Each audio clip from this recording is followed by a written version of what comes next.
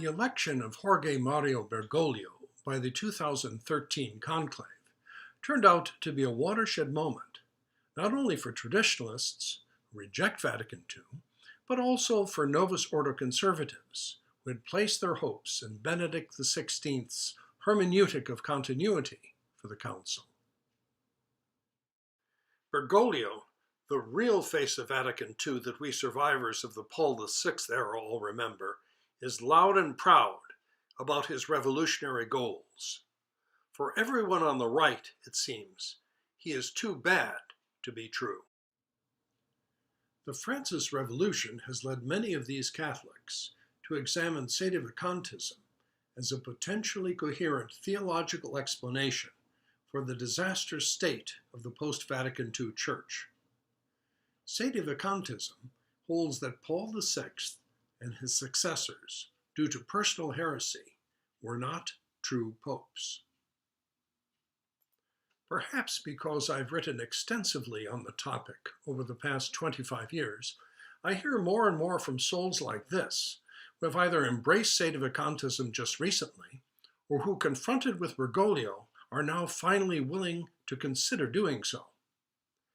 And I've encountered many complete newcomers to the traditionalist movement, often younger people, who not only do not regard Sedevacantism as radical or shocking, but who simply by applying their basic religious knowledge as Catholics have reasoned to it as the only correct conclusion.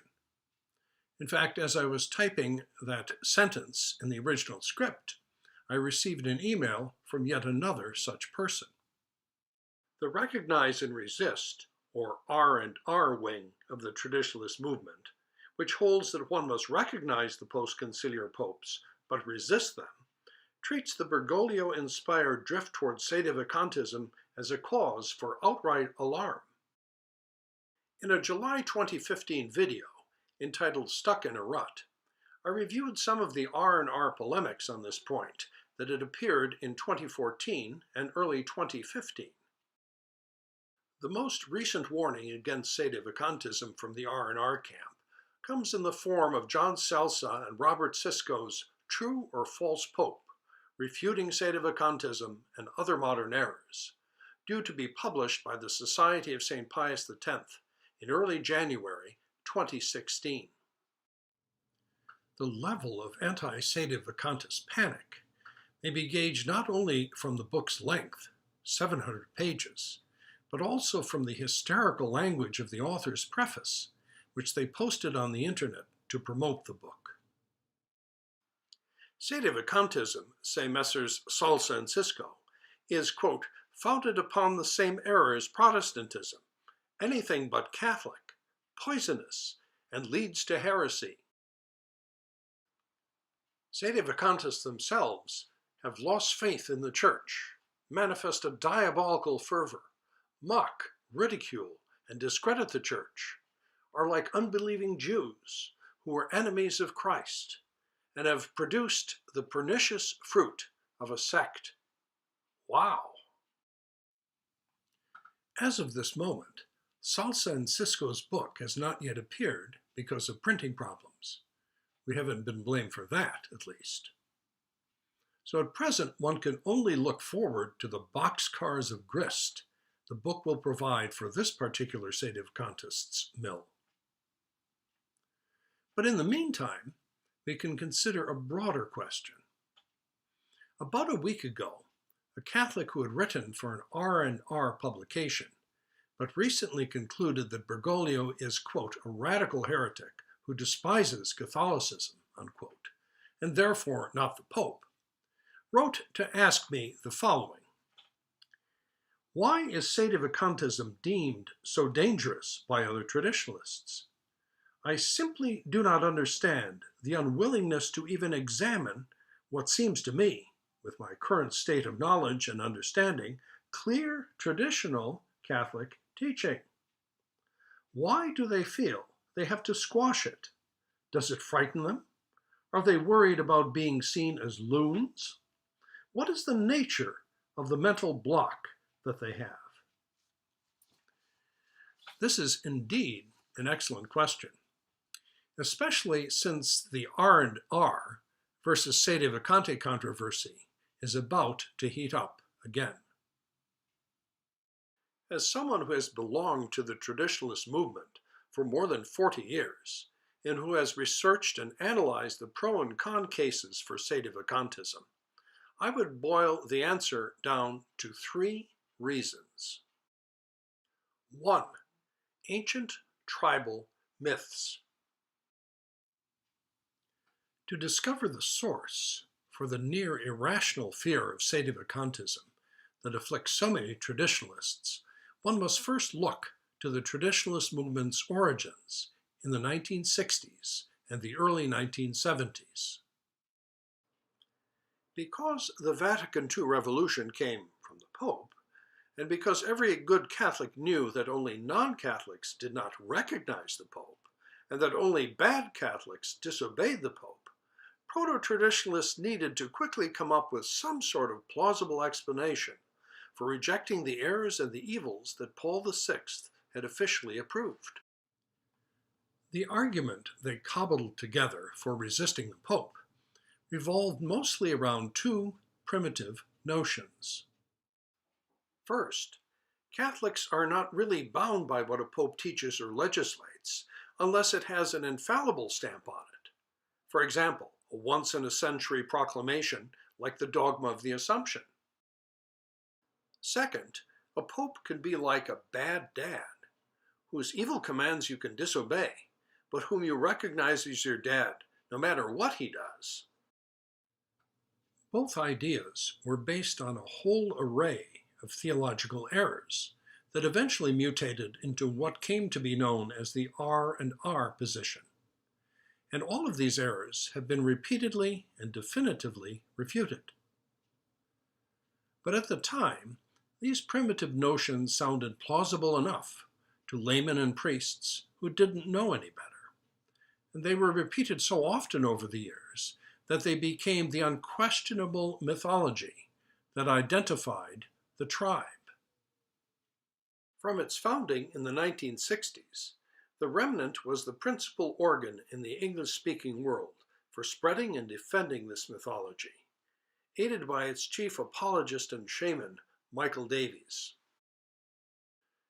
In France, it was Itinéraire, and eventually Archbishop Marcel Lefebvre's Society of St. Pius X.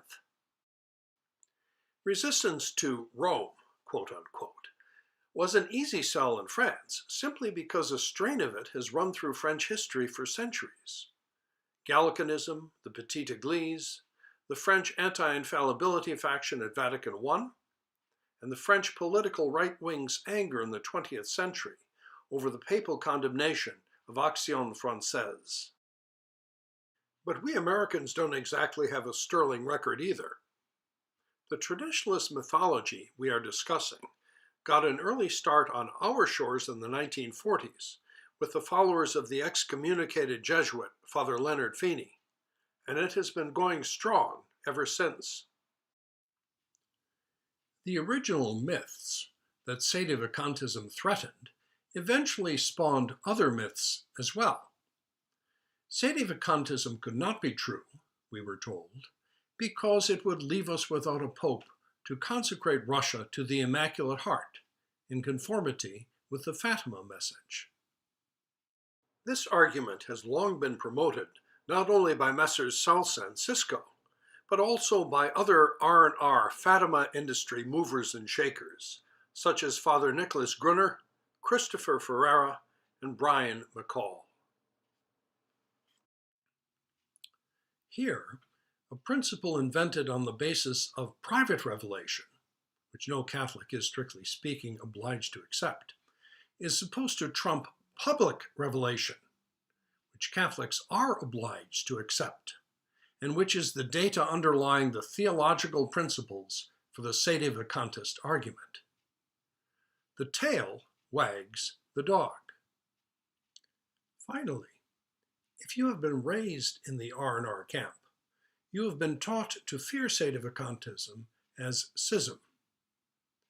If you overcome your fear sufficiently to investigate the position, to raise legitimate questions about your tribal myths, and to insist on coherent answers based on principles found in the writings of pre-Vatican II theologians and popes, you are told that you are proud.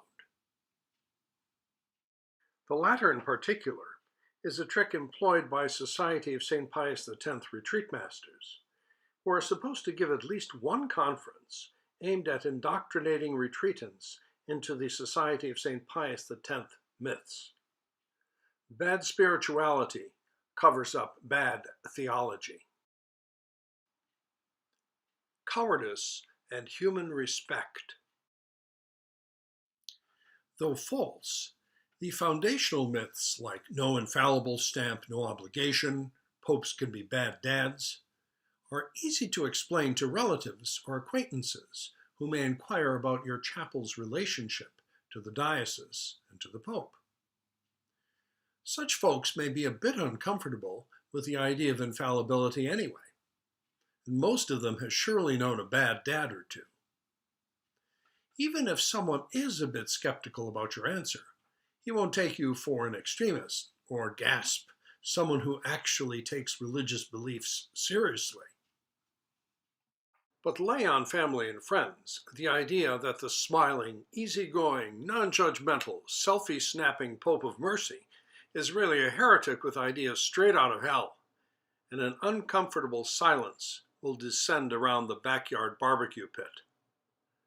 The speaker is immediately pigeonholed as extreme, fanatical, or vaguely disreputable. So inevitably, many traditionalists are inclined to reject Sedevacantism or to poo-poo the issue of the Pope as unimportant, due purely to cowardice and a desire for false human respect. Even though Sedevacantism may be true, they might say, what will people think of me if I say Francis is a heretic or a false pope? It's easier to stick with R and R. But there's no need to let human respect force you away from accepting the truth and to prevent you from explaining it in a way that will not cause offense.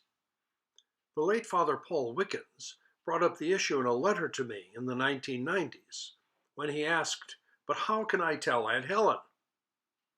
This prompted me to produce both an article and a video by that name to answer his question. A simplified version might go something like this. Baptism and faith are requirements for belonging to the Church, and a public sin against the faith, denying or doubting some dogma, puts you outside the Church. Catholic theologians, and even one pope, taught that this disqualifies someone from being elected a true pope, just as being born outside the U.S. would disqualify you from the presidency. This is obviously the case with Francis because he has said, and then here, you fill in the blank with the Bergoglian howler of your choice. Now, that wasn't so hard, was it? And anyway, we're not talking about the recently retired modernist Ratzinger all duded up in the papal furs of yesteryear. We are talking Bergoglio, who has moved beyond okaying divorce and remarriage to giving a pat on the back to transsexual marriage.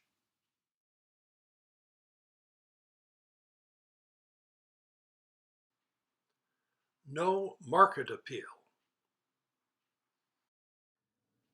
If the individual layman fears Sedevacantism because those around the family barbecue pit might perceive it as extreme, fanatical, or disreputable, the traditionalist cleric intent on building up some ambitious work of the apostolate will fear it infinitely more. Unlike R and R's consoling and primitive mythology, Sedevacantism is viewed as a hard sell. Moreover, one must understand a few basic theological principles in order to see that it is entirely reasonable and completely in conformity with Catholic teaching. Thinking, too much work. Sedevacantism would not therefore appeal to a wider market base for moral or especially financial support, which would get you institutions like these.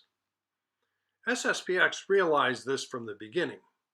So, no matter what occasional hardline statements its leadership made about Rome over the years, the organization always returned to its original papal mythology.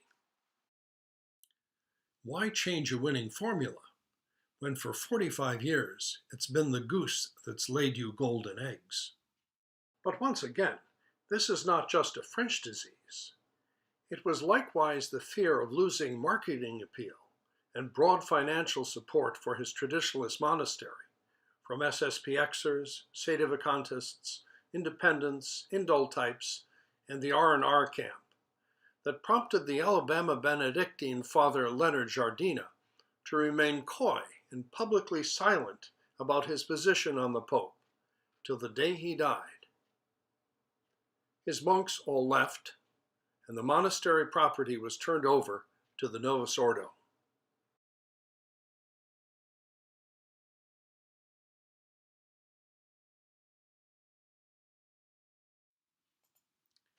Why do traditionalists fear Sedevacantism? We've given 3 reasons. First, primitive notions about the Catholic's duty toward the Pope that date to the early days of the traditionalist movement, and that through repetition have turned into unquestionable tribal myths. No obligation without that infallible stamp, and the Pope is like a bad dad. Second, fear of what others will think of you if you adopt the Sedevacantist position, even though it can be explained in a few words, simply and clearly, without giving offense. Third, Sedevacantism doesn't have the marketing appeal that R&R does for obtaining broad moral, but especially financial, support for a clerical apostolate. It is perhaps understandable that in the early days of the traditionalist movement, residual pre-Vatican II attitudes toward the papal office, limitations in the means of obtaining news and factual information, and the sheer physical obstacles to conducting theological research led faithful Catholics to settle for simple myths to justify resistance to the man whom faith told them stood in the place of Jesus Christ on earth. And it is also perhaps understandable that these myths, combined with those promoted by the press about the conservatism or orthodoxy of John Paul II and Benedict XVI, led many souls to give Wojtyła and Ratzinger, 2 Thomistating modernists underneath, the benefit of the doubt, and to give in to the fear of Sedevacantism. But now is the time to put that fear aside.